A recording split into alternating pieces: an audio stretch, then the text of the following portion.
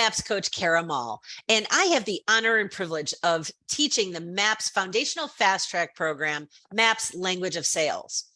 And as you can imagine, I get asked all the time, what's one thing, Kara, I could do to increase my communication skills?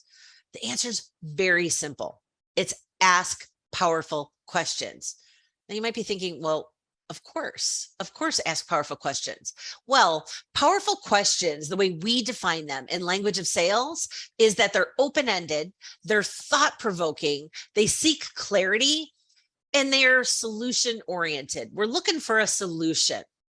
They start with words like who, what, where, when, how, tell me more, say more. You see, powerful questions get the person in the other end of the conversation to start talking.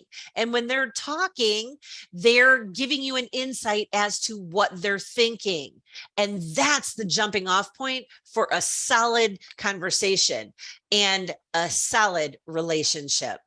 So the next time you're looking for answers, ask powerful questions.